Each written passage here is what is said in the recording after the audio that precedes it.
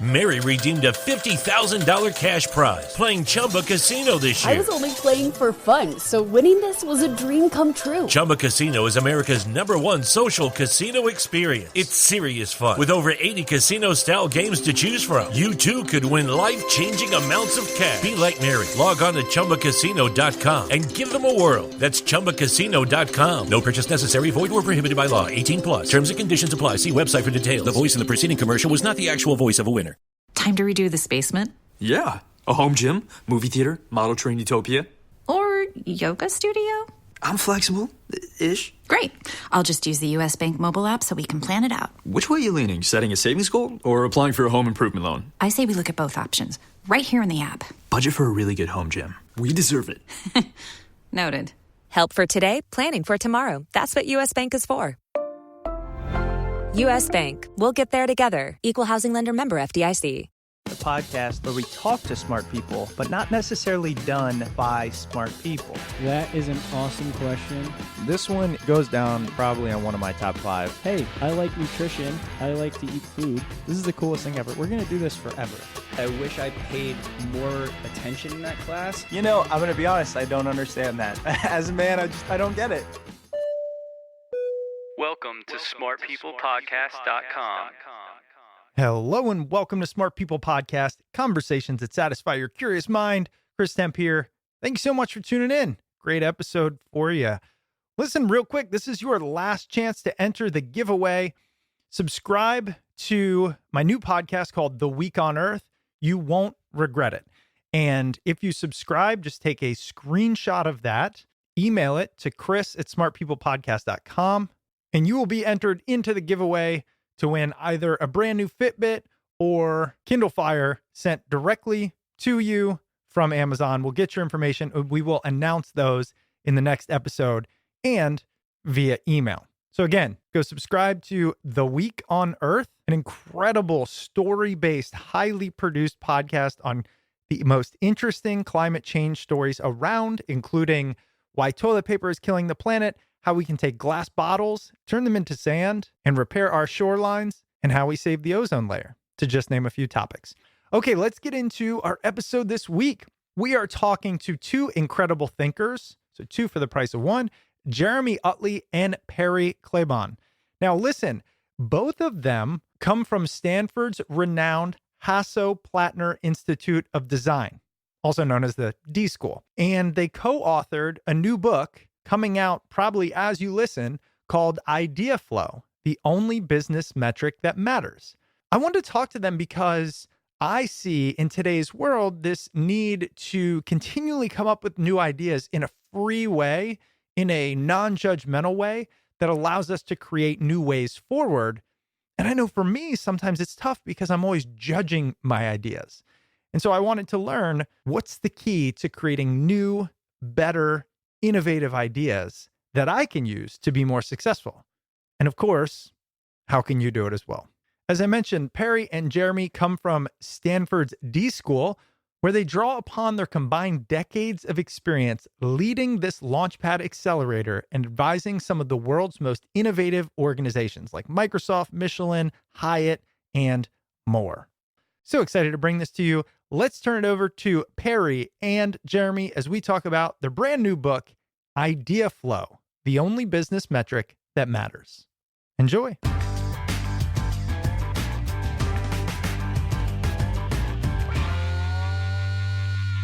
First of all, brilliant title, IdeaFlow, the only business metric that matters. And I'll tell you, as somebody who's consulted for hundreds of business and seen hundreds of businesses, I wholeheartedly agree with that very sentiment. But here's what I find, that's what companies need and say, but they operationalize against it. They build an environment where they make it very hard to freely generate ideas and innovate to look long-term, and they focus extremely short-term, putting their people in short-term thinking. And I'm curious if you have seen that and what your favorite antidote to that might be. We see it all the time. And what's interesting is we've had the pleasure to teach. So we teach these classes, right? We've got graduates leaving all the time. One of the classes that we run with a compatriot at Stanford, Catherine Segovia, is called D-leadership, design leadership. So we send students into organizations to lead change, all right? And you think they go in all optimistic, and this is while they're still in school. We're very proud of it because they have that experience. You know, they come back and say, it's really interesting in the meeting, nobody writes stuff down. You know, in the meeting, people are coming 30 minutes late to all this innovation. I really want to brainstorm. We really want them to generate ideas. And we sort of go through that and then go through what are the antidotes. And there's not one. And the book is filled with a lot of different methods. And if there's anything wisdom I would sort of impart to your listeners is not all the tools work for everybody. You know, it's figuring out the things you can do, and perhaps on the margins, meaning a lot of times in companies it's double delivery. And I'm sure you have experience with this and your listeners do. I'm going to do some innovative stuff, and I'm going to do the PowerPoint that everybody seems to want to have, you know, that I need to deliver. So that explore some of the tools, and we've done a lot of really simple ones. We can talk about some of those. And think about double delivery. You have to do both. You got to kind of live in both worlds.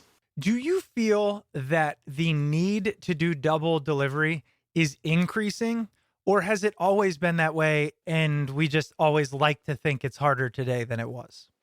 Well, Chris, I would ask you, what do you mean by double delivery? Let's make sure we're using the same vocabulary here. So the way I think about it is, hey, I need you to think long-term, strategically innovative, but I also need you to execute on the day-to-day, in-our-face fire drills at the same time, simultaneously, essentially.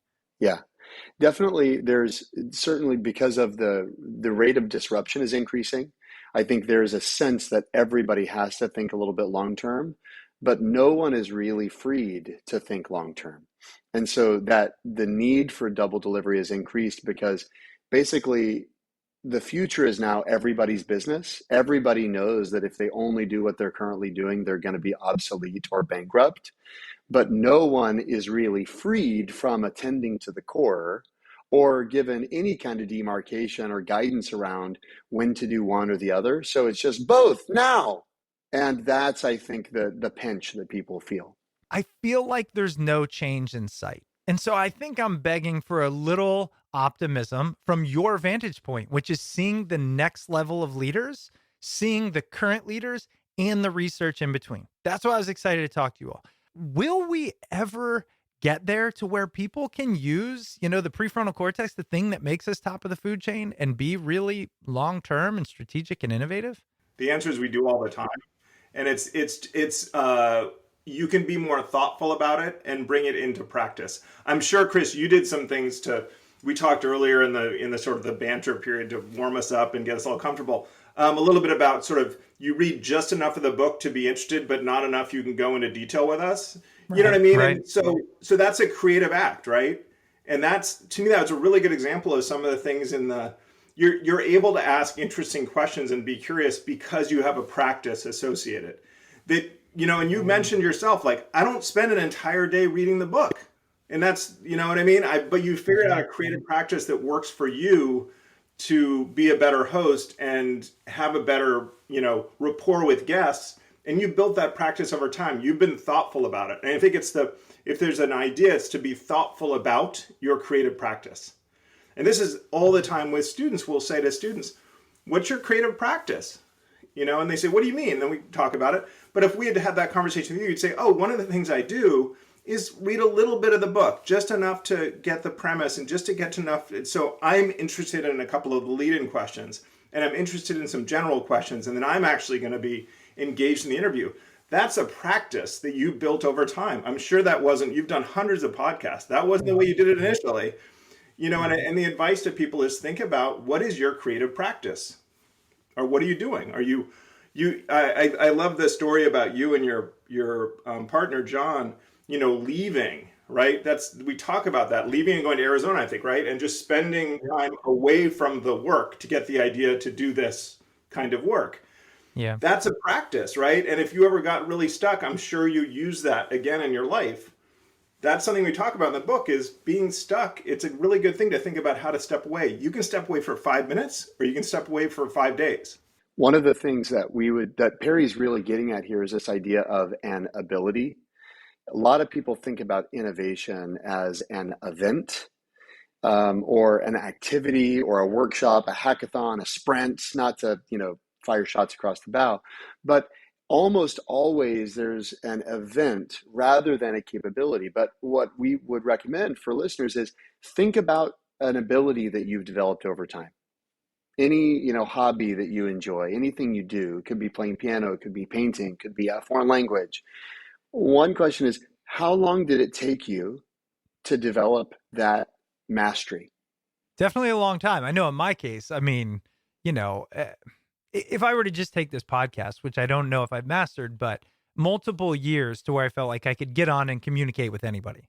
You're okay. So let's break that down. The first part of the answer is multiple years, but the more important part, and actually the first part that you said was, and I don't think I've mastered it yet. Right. And so what you see there is with any capability somebody cares about, one, it takes effort, a conscious, deliberative practice, to use Perry's word. And two, there's this sense of I haven't attained yet. Where is that mindset as it pertains innovation in organizations? People go, there's like this all hands email. We got a 30-minute emergency brainstorming meeting, all hands on deck. And it's like people are frantically trying to lick the water fountain to get COVID and go home, right? So it's like nobody wants that innovation event. But who is approaching it with that mindset of a capability or a practice that they're routinely, like if you play the piano, you do your scales. If you're a swimmer, you swim laps, right? If you are an innovator, what are your scales? What are your laps? Most people have a blank stare. Or they go, oh yeah, I did the workshop. Have you seen my LinkedIn badge? I've got a LinkedIn badge.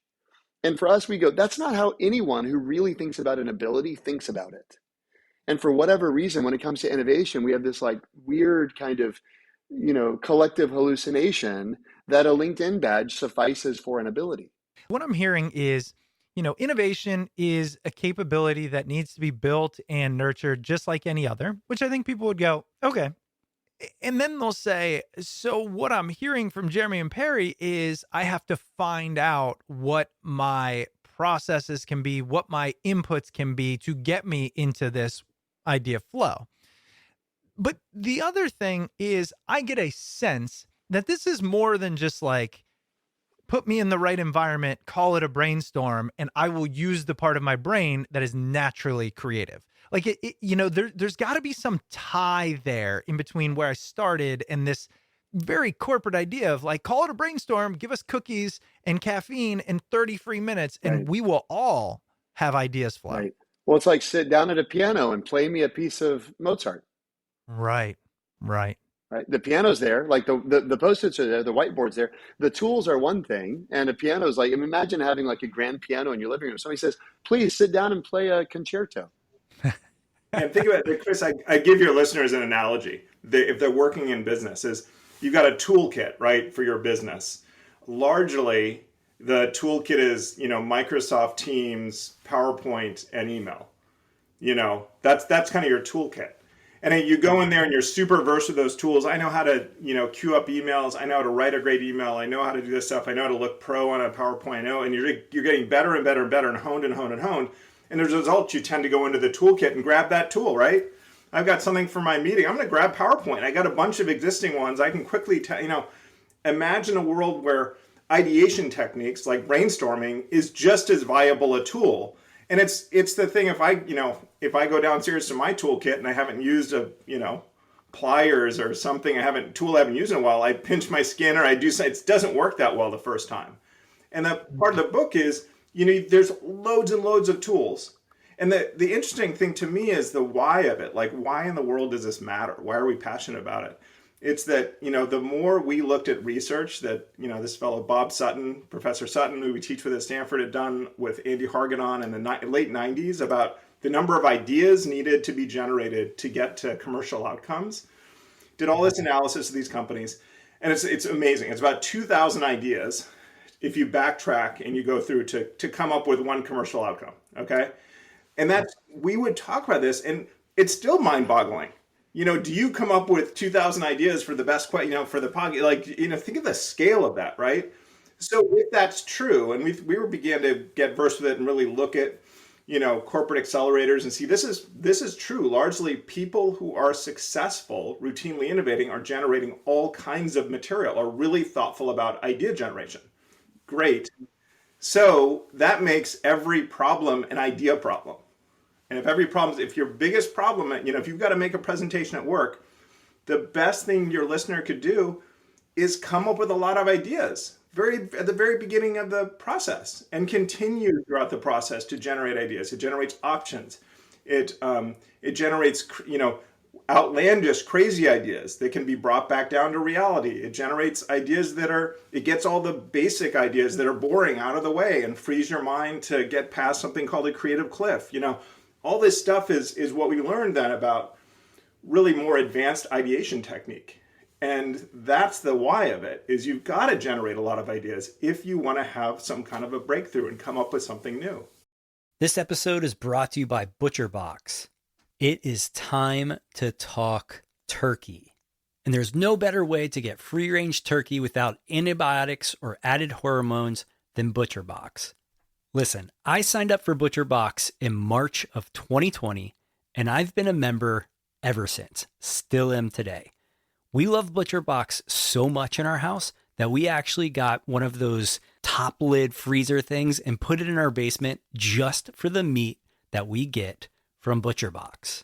ButcherBox takes the guesswork out of finding high quality meat and seafood that you can trust. They have 100% grass-fed beef, free-range organic chicken, their pork is raised crate-free, and they have wild-caught seafood. And honestly, there is nothing more convenient than ButcherBox. You get what you want delivered right to your doorstep with free shipping for the continental US. With ButcherBox, you can enjoy a range of high-quality cuts that are hard to come by at the grocery store at an amazing value. And if you need some inspiration, they have great recipes, guides, tips, and hacks so that you can cook up mouth-watering meals. A couple nights ago, we used a pound of the ground turkey to make these Thai turkey burgers. They were amazing. So trust me, you got to check out ButcherBox. And I mentioned turkey, so the main course for Thanksgiving dinner can sometimes be a main source of stress. Not anymore. ButcherBox is offering our listeners free turkey with their first order. Sign up today at butcherbox.com/smart and use code SMART to get one 10 to 14 pound turkey free in your first box. That's butcherbox.com/smart and use code SMART to claim this deal. This is Mike Francesa. Join me each week on the Mike Francesa podcast on the Bet Rivers Network. This is real sports talk for the podcast generation. Subscribe to the free Mike Francesa podcast today from wherever you get your podcasts. Don't even think about betting this football season until you check out the Sports Bettor's Paradise podcast on the Bet Rivers Network. The top college and pro football handicappers help you along all season long. Subscribe to Sports Bettor's Paradise wherever you get your podcasts. Right, which I think, again, people go, yeah, I get that, but the way you're talking about it, it's one of the first times I'm hearing of it kind of more than just a nicety, more than a human ability that we just don't utilize. It's human potential that we just don't build, structure around, or necessarily value in the day-to-day. And that's where I get stuck, right? Like, as I look at leaders I've seen, as compared to podcast guests I've interviewed, a lot of leaders I see aren't particularly great at innovating. They're great at becoming leaders. And so that's where I get confused in some corporate environments is, do you believe that they are actually valuing innovation, or do you see that the majority just kind of doing the things you need to get promoted? So, so we have the pleasure of working with a lot of the startups at Stanford, and they're struggling for, if you will, sort of oxygen. So they're innovating all the time. And when we finally get to something where you have product market fit, in a way, we all as consumers want many of the companies not to be very innovative. We want the traditional offer. We want it to be delivered on time. We want efficiency. Those things but it becomes grossly out of balance. Meaning those metrics, and that's why we called it, ideaflow, the business metric that matters. We want to try to get in people's head. You can measure on the innovation side it's not fairy dust. You can measure the number of ideas created by a team. You can measure the number of things they eliminate. Many of the companies that we see successful with innovation are doing that. And that's the impetus for it. The efficiency side, the productivity side, it takes over because it's got balance sheets, it's got dashboards, it's got, Salesforce, it's got these huge companies that have built, the ability to measure all that and really drive things like compensation and promotion based on that. You see leaders, they're exceptional. They're almost by exception, right? You think about a Steve Jobs or a Jeff Bezos, right? I mean, these are truly exceptional leaders, but they're the exception, not the rule. We wrote a bonus chapter to the book that's available on our website called How to Think Like Bezos and Jobs. And the idea there are certain leaders who, I was just watching this morning, Johnny Ive gave a talk about how every day at lunch, Steve Jobs had ideas for him. And he would say, Johnny, I think I've got a pretty dopey idea. And Johnny would say, let's hear it. And he said most of the time they were terrible. But every once in a while, they would take the air out of the room, right? But let me ask you a question. Where is the leader who's willing to put out a ton of bad ideas? Exactly. That's where Steve Jobs is different. That's where Jeff Bezos is different. I mean, when the kind of adult supervision came in to try to run the place for a little bit there, I think it was a former leader of Black & Decker who came in as kind of COO management supervision. He said, in my organizations in Fortune 500 companies, most people have 10 ideas a year. He's like, Jeff Bezos has 150 ideas a day. He's like, I just can't keep up. And you look at people who are truly exemplary in their field, they're idea machines.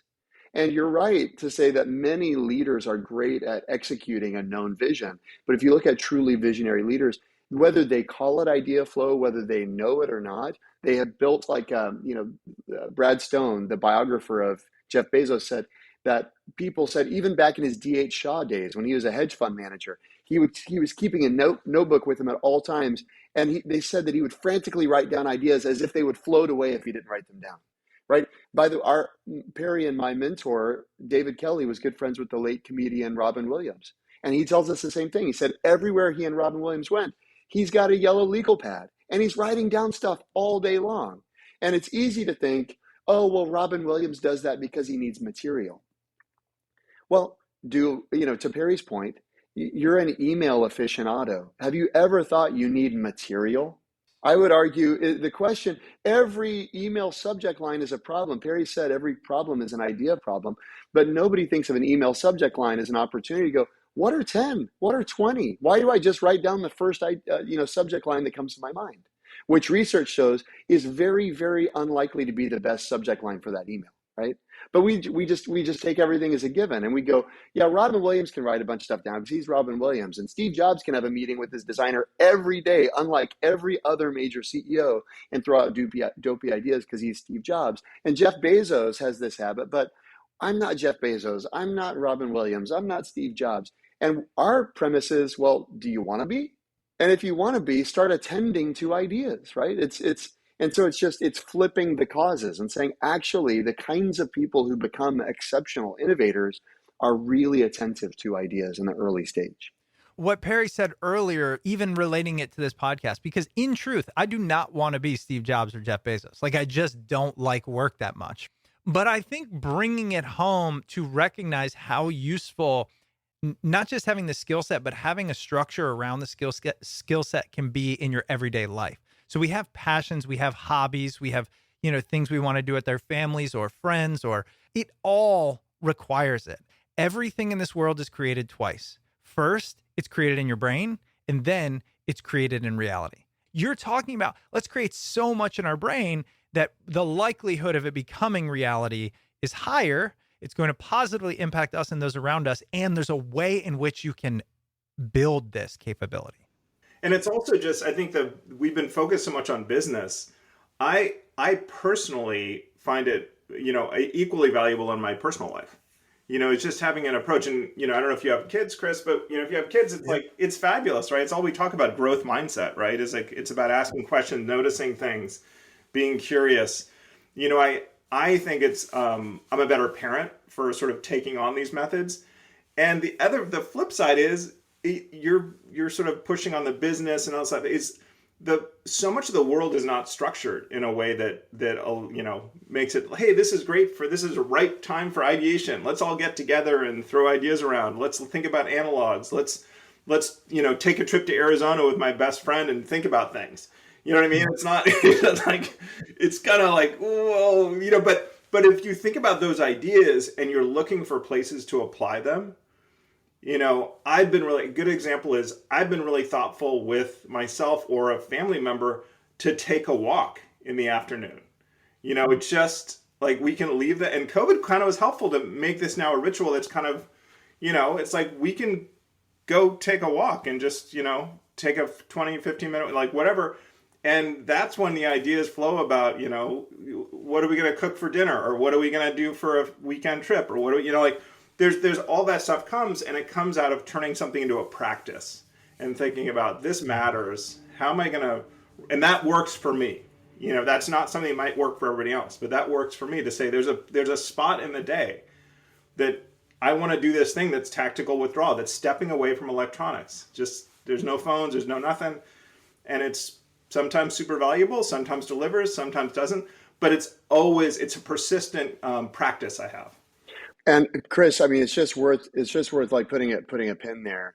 Perry used the phrase tactical withdrawal. It's one of the chapters of the book. I mean, there's an entire chapter devoted to withdrawing from the creative challenge, because the truth is a lot of times our subconscious brain needs to be given the space and permission to work. And it actually only happens when we step away, right? Einstein famously, if he was stuck on a math problem, he'd pick up his violin. Right? Just like Perry picks up a walk, Einstein would pick up the violin, and there's loads of really great examples. Edison would take a nap in his thinking chair, right? There's tons of great examples, but the point is, if you feel guilty about, like if Perry felt guilty about taking a walk, it would not be an effective strategy for him. If Einstein felt guilty about playing the violin, it wouldn't be. What we've tried to do is we've tried to almost give permission to folks to broaden the tool set of what are the available tools that I can draw on when I'm in a pinch. And, Amos Tversky and Danny Kahneman, they reinvented the field of economic theory based on a lot of the landmark experiments they ran at Hebrew University when they were rising stars there. And someone asked Amos Tversky years later, how did you guys do it? How did you come up with so many wildly inventive experiments? And Tversky's comment was, the secret to doing good research is you've got to be a little underemployed. You waste years when you're not able to waste hours. And Tversky was referring to the fact that he and Kahneman would walk around the Hebrew University campus laughing, and people derided them in their department because those guys weren't working. And what they were doing was they were reinventing economic theory as we know it. But it required them realizing this is the way we work. And if you aren't aware that this is a legitimate way of working, then you just dive more into your email, you dive more into the spreadsheet, you dive more into the Microsoft Teams, not to, dogpile on Microsoft. But no, we can. The answers aren't always in the screen, right? Yeah. The answers are a lot of times, it's just giving your space. It's not even the conscious attention, but giving your brain the space through distraction and other means to form those unexpected connections in the background. You mentioned something about the subconscious, and I have to ask you this. I mean, the logo on our podcast is a brain. What does the brain science say behind innovation, idea flow, creativity? On top of, is there truth to your subconscious can solve these problems and it feels like you manifested the answer or the reality? Disclaimer, because this is Jeremy's wheelhouse. So listeners, if they want to go to like 2x speed as he geeks out on some neuroscience, here you go. Well, I'm ready, Jeremy. I'm ready. You shouldn't have done that, Chris. Careful what you wish for. I mean, one is, Reid Hoffman has said, I never go to sleep without giving my subconscious mind a problem to work on. And so I think that's like, validation from a modern thinker. John Steinbeck said, there's rarely a problem that isn't more easily resolved once the committee of sleep has gathered to convene, which I love. But so that's just on sleep and manifesting. I had the experience this morning, actually. I awoke, I'm on the East Coast today. I woke at 3 a.m. my body's time with an idea, with a breakthrough. And I totally didn't expect it. I actually wrote it down and I was just like, wow, that's great. So I've experienced that. There is evidence to suggest it, but I want to come back to a different, we talk about cognitive biases. I think one of the most interesting ones when it comes to idea flow, I mean, the premise of idea flow is volume matters, quantity matters. Don't look for a good idea, look for more ideas or generate more ideas, not the idea. And our tendency is to try to find the answer. And the daily practice we advocate, and ideally an idea quota is what we call it, just where you flip your orientation, where every day, instead of trying to find the right answer to how should I title this email, how should I give this feedback, how should I open this presentation, whatever, you just say, how many ways could I think of doing that, right?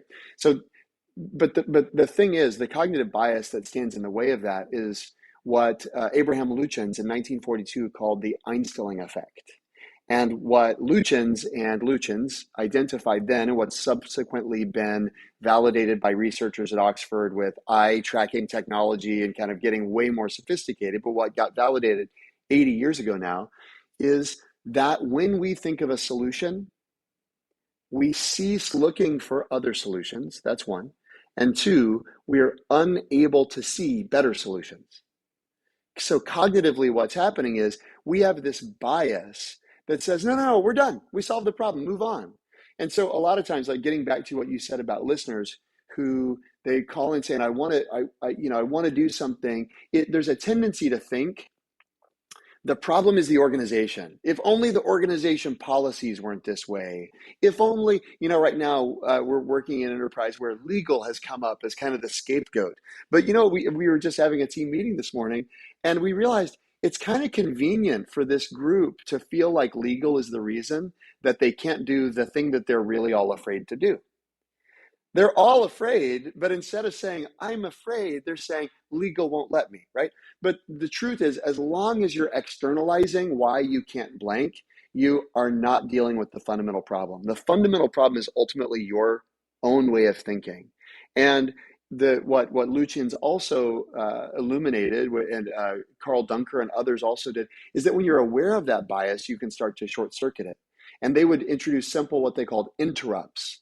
They would say something like challenge yourself, and all of a sudden that would push people to kind of go beyond. But the Einstein effect, I affectionately refer to it as the anti-Einstein effect because of its phonetic resemblance to a certain breakthrough thinker. But it's what keeps us from being breakthrough when we realize we have this tendency to just move on once we come up with one solution. And what the research suggests is very, very, very exceptionally rarely does the best answer come first.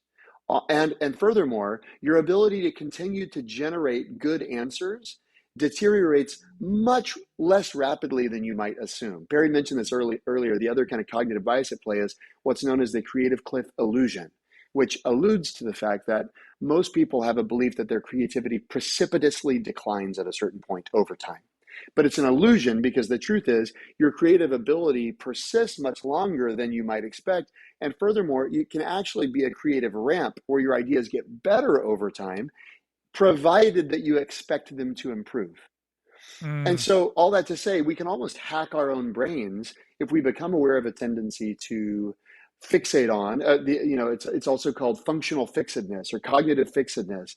And this stems from our deep aversion to what's known as, or our deep longing for cognitive closure. Russian psychologist Ari Kruglowski identified that the unknown is one of the most psychologically distressing phenomena we experience as human beings. And so because it's so distressing, the moment a seemingly plausible idea comes up, what we do, forget the organization, forget the team, forget legal, what we do is we go, it's not unknown anymore. Let's just do that. And when you become aware of that and you see, wow, there's a muscle I want to flex here. The muscle is move past that feeling that you've already solved it and push yourself to think of other ideas and think of bad ideas. As Steve Jobs said, think of dopey ideas. And the truth is, it just costs so little to push yourself to think of a few more. It's like, we're friends with John Cassidy, who's the founder of Klutz Press. I don't know if you've done like the Klutz Guide to Juggling or stuff like that. No, but, I haven't. So if you haven't read it, it's a great book, comes with juggling balls and all. But the whole first chapter is great for your kids, great for my kids. And what the whole first chapter does is you basically lift the ball up and then you drop it and you let it hit the ground. And then you throw it up and you let it hit the ground. And we asked Cassidy about it. So why is the first chapter all just dropping the ball? And his thing is, well, you have to see that nothing is harmed by dropping the ball. There's no damage. There's no cost or consequence of dropping the ball. And this daily idea quota that we advocate is something like that. People have to realize that the cost of writing down a bad idea is basically zero. But the benefit of allowing your brain to vary beyond the norm, because when you vary below the norm, you also allow yourself to vary above the norm. The cost is it's a very asymmetric equation. It's basically a zero cost and enormously high benefit equation, but you have to be willing to let the ball hit the ground. You have to be willing to push yourself. And now a quick word from this week's sponsor. This episode is brought to you by Blinkist. You probably know by now that Chris and I love to learn. Whether it's from books or podcasts, we just love to learn new things each day. So we have to tell you about one of our favorite apps called Blinkist. The Blinkist app allows you to understand the most important things from over 5,500 nonfiction books and podcasts. In just 15 minutes, you get access to bite-sized content, which allows you to get powerful insights into different topics. Blinkist is audio first, so you can learn while you're doing chores, walking the dog, washing the car, or just cleaning up around the house. And if you haven't heard, Blinkist now has Blink Connect. This allows premium users to share an account with one person of their choice. So if you've got a friend or loved one that you love to share ideas with, now you can share blinks and shortcasts with each other with ease. And I've mentioned it before, but if you're looking for a place to start, I recommend the 7 Days to Podcast Pro collection. Right now, Blinkist has a special offer just for the Smart People Podcast listeners. Go to Blinkist.com/smart to start your 7-day free trial and get 25% off of a Blinkist premium membership. That's Blinkist, spelled BLINKIST.com/smart to get 25% off and a 7-day free trial. And now for a limited time, you can even use Blinkist Connect to share your premium account. That's right, you get 2 premium subscriptions for the price of 1. You mentioned this idea of like fearing the unknown more than anything else. And is that part of the reason why people will procrastinate on something easy that they also know can have outsized returns? Because like this, write down 10 ideas a day, 20, whatever, right? I go, okay, let's say it's about podcast growth. Let's say that takes me 10 minutes. I spend more time drinking water. I mean, who knows? But I find it hard. Is it because of that unknown element? Yeah, fear is definitely part of it. And it's also a lot of this is about creative cliff, is thinking, you know, I've approached sort of my preparation for seeing you as I'm going to, you know, read the website, Google a few things, listen to a few podcasts, and I'm good to go. I've come up with the ideas. I'm tapped out. What I need to do a lot of times is think when I'm feeling like I'm topped out, is that's the cliff, and pushing just beyond it is the point. And so it's understanding, you know, if you're a runner, right, you know, I'm a swimmer, you know, you kind of know, hey, when I'm at the end of that set and there's 2 more of whatever hundreds or 200s I'm going to do, that's kind of the point. You know, I'm kind of used to it. It's like, the point is I'm going to feel great if I push through. Ideas are like that as well, generating ideas. If you stick with it and push through, all the you know, briefing on brainstorming, you go through a period of brainstorming, and if we were brainstorming new ideas for guests or whatever for your podcast, we'd come up with 20 or 30 or something. We'd be like, kind of a slow point. All right, well, it feels awkward. It feels kind of scary. I don't know what we're doing now. Let's move on. If we stick with it and deal with the uncomfortableness, all of the data from brainstorming shows the best ideas usually come at the end when everybody's tired, everybody feels tapped out. So it's all this stuff you get, as you understand it and start to use it, you know, you'll see the results. And then when you do that once, it doesn't feel so awkward to do it again. And then it doesn't feel awkward, you know, it doesn't feel awkward for everybody to pull out PowerPoint and throw together a presentation for something that really doesn't need a presentation, or, you know, it's going to wait. You know what I mean? We've gotten used to plenty of things, you know, that are in the other side of our work lives or you know, personal lives. One thing I would say about procrastination, Chris, to your point, is procrastination is actually, I would say it's a preservation mechanism as well. If you care about something, procrastination is almost your brain's way of allowing yourself to work on something in the background. And it can be a very useful tactic. Adam Grant talks about this in his podcast, which is great. His TED Talk. He mentions the power of procrastination. He writes about that in Originals. So I don't think all procrastination is bad. There is certain procrastination. If you don't care about the outcome, you're just stalling and you're wasting time. If you care, there's a lot of research that suggests it's a helpful strategy. What I would say, though, is care is kind of a double-edged sword. And going back all the way to the beginning of the conversation, you asked about what are some of the antidotes to the kind of the creative malaise that organizations find themselves in. And one is care. Because the truth is, in a lot of organizations, people just don't care. You know why they don't innovate? They don't care. Doesn't matter. They're not trying to solve a problem that matters to them. And so care is enormously catalytic in its ability to deliver breakthroughs. The challenge with care is if you care too much, you almost get perfectionistic. You almost get precious. And so to use the kind of podcast example, I don't think there's a lack of care in your case. I wonder whether the problem is it's so precious that you can't possibly approach it because unless it's perfect, you can't think about doing it. And so for us, it's like this, if you don't have enough care, then go fill your care tank and go empathize with the people that you're designing for and keep a bug list of things that bother you in your life because that's a great source of stuff that you care about. If you care too much and you're being too precious, the other kind of half of IdeaFlow, which we haven't even really scratched the surface of, is rapid and scrappy experimentation. And deploying really cheap and clever experiments that give you high quality data as to whether you should deploy resources in a particular direction.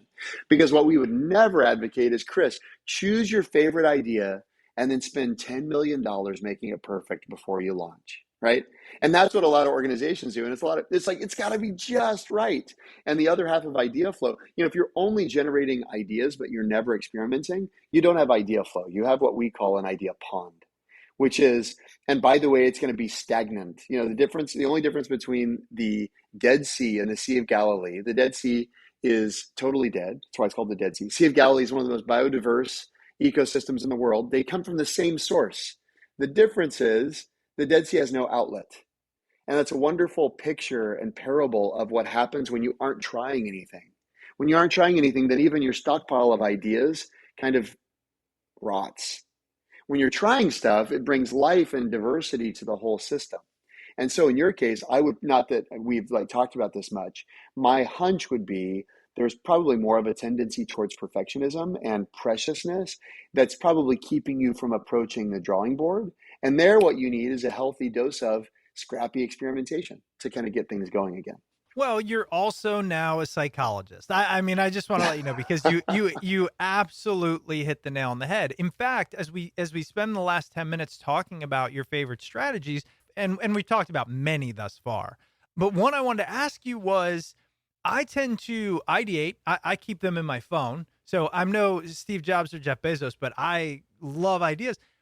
But I very quickly prove why they won't work. And then that demotivates me. I love your asking this, Chris. It's one other thing I was thinking about that's important for everyone to think about is we've been talking about idea generation and idea evaluation being two separate things. And very often they become simultaneous for us as humans.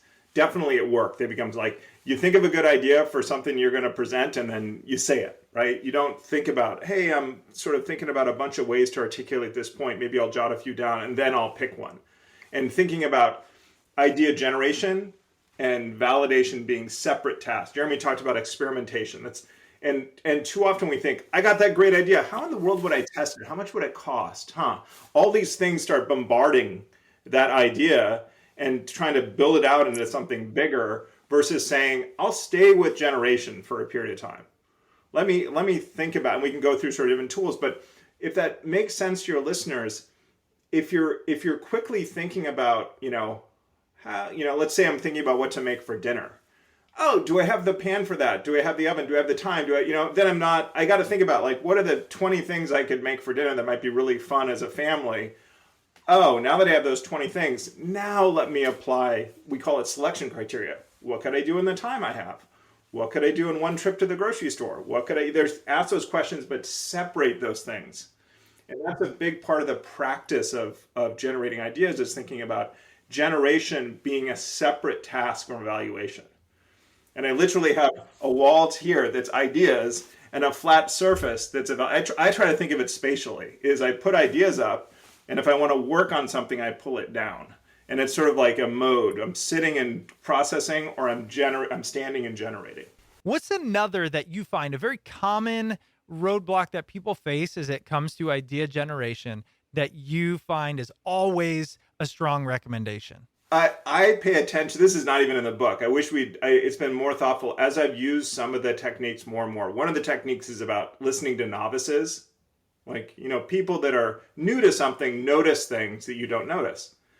My reaction to that a lot of times just self-effacing, sometimes being annoyed, like, oh man, come on, like we got to get, and what I've realized is annoyance, being a little bit annoyed or a little bit like this is slowing down, is actually an indication I need to stop and implement a practice. And I should listen and jot some things down. So that's one thing I think is a hack to listen more. And sometimes being frustrated or annoyed, the innovation's right in front of me. I'm just so much in execution mode, I'm not open to listen. And if I pause for a second, and by the way, bonus tip for your users, this is great for marriage. If you're like, ever annoyed your wife, is like, I actually listen more. Yeah. It makes you a better listener, and you're actually taking in that material and going to use that material. And that's one, and it came out of this thing with this simple thing we cover in the book, which is bringing novices into your work. The best thing you could do not the best thing, a good thing you could do to improve the podcast is take on a summer intern and ask them, hey, what did you notice about that podcast? What do you think about the studio? What do you think about the sound quality? What do you think about this? What do you think? And just listen. They'll generate loads of new ideas for you. Okay, I got to write that down because I have a question. But Jeremy, I want to hear yours. I also would draw on the broad lever of collaborators. So one of the things that an entire chapter of the book is actually dedicated to the notion of one of the ways to shape up your thinking is to change who you're working with or how you're working, how you're interfacing with the world. If you take a step back, neurologically what's happening is new ideas are just new connections. That's it. It's an unexpected connection between things Could be things you just learned, but there's no such thing as a new idea that comes from nowhere. It's like ex nihilo is not a human capacity, okay? The only way we build new ideas is from component parts. So if you take that as a premise, then there's a question of how do I source component parts? Or the way that we like to think of it as how do I gather Legos? Because every conceptual input is a Lego that I can try on in combination with all the other things I know, right? Well, so collaborators are a great way. They just bring a different bag of Legos. Every collaborator you deal with is bringing a different bag of Legos. Now there's a question of whether you can find the right Legos and combinations. It's not to say that it's like magic, but one of the things that Ben Franklin did, which we love, you think about the breadth of his impact in the world. I mean, not only was he the foremost author in colonial America, he's a foremost statesman and inventor, from bifocals to the lightning rod to the Continental Congress, for crying out loud, right? The guy had just enormous breadth of innovation. You look at somebody like that and go, wow, if I had just thought of libraries, I would call my life's work done. If I just thought of the fire department, right? All these things this guy did, it's incredible, right? Never mind printing money, right? Well, if you look at his life, one of the things he prioritized, and by the way, I would say as a hack to learning from people, look at the things they do regularly. That's a really good sample on what drives their thinking. And one of the things Ben Franklin did regularly, every week for 30 years, in fact, that's how regularly he did it, was he met with what he called a junto, which is his group of like-minded artisans from other industries.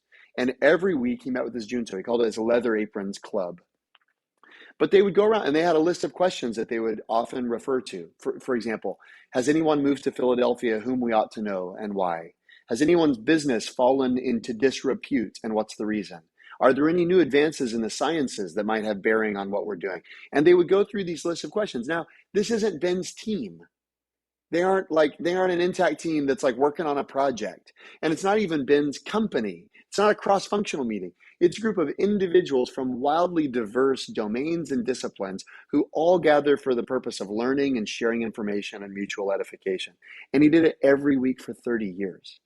And we've taken a lot of inspiration. It's actually no wonder that Franklin had so many inventions across so many different disciplines when you think about his practices.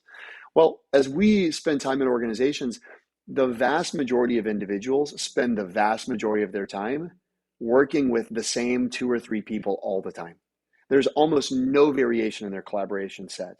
And yet the research, Martin Roof, MIT economist, conducted a study of entrepreneurial ecosystems.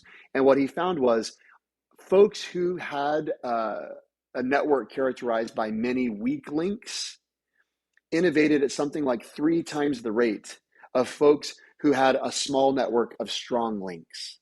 And so cultivating weak links, you can think about it in an organization or in society, but having that sense of cultivating weak links, as Franklin did and many others do. Mark Parker did it famously at Nike. He would have these dinners at his house with, the ex-CEO of Nike, with tattoo artists and graffiti artists and skaters and musicians, hip hop artists, etc. He'd have these dinners and he's effectively holding a junto, right? But the point is, he's creating space in his calendar on a regular basis to interface with folks who aren't in his organization, they aren't in his industry, but they're similarly curious and committed to sharing information together. It's fantastic. Check out the book. It's called IdeaFlow, the only business metric that matters. Jeremy and Perry, I truly appreciate it. I just wanted to, before we wrap up, leave you a moment to, where else are you? You mentioned the extra chapters. I mean, Perry's dropping knowledge that's not even in the book. So this is like, hot off the press. For people who are in this space, where can we go?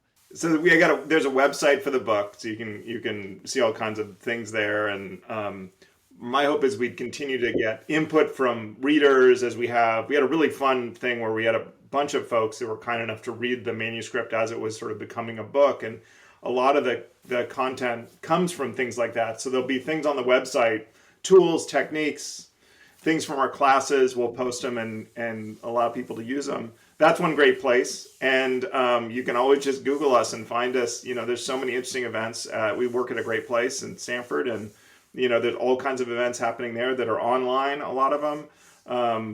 Some are open to the public, some are nominal fees, and some are, you got to be a student. But sign up for those lists. Yeah, we were both on LinkedIn. You can check us out there. I'm on Twitter, Jeremy Utley at Twitter. And as Perry mentioned, our website, ideaflow.design, we've got a free bonus chapter there, how to think like Bezos and Jobs. And we would love for people to check it out. We'd love for people to let us know what they think of the book. And we're eager to be transforming as many lives with this material as possible. So thanks for giving us the opportunity to share with you and your listeners today. This week's guests were Jeremy Utley and Perry Klebahn. The episode was hosted, as always, by Chris Stemp and edited by yours truly, John Rojas.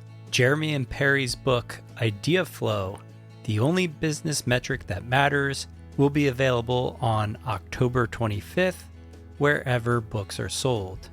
And now to the quick housekeeping items. If you'd ever like to reach out to the show, you can email us at smartpeoplepodcast@gmail.com or message us on Twitter @smartpeoplepod. And if you'd like to stay up to date with all things Smart People Podcast, head over to the website smartpeoplepodcast.com and sign up for the newsletter. All right, that's it for us this week. Make sure you stay tuned because we've got a lot of great interviews coming up, and we'll see you all next episode.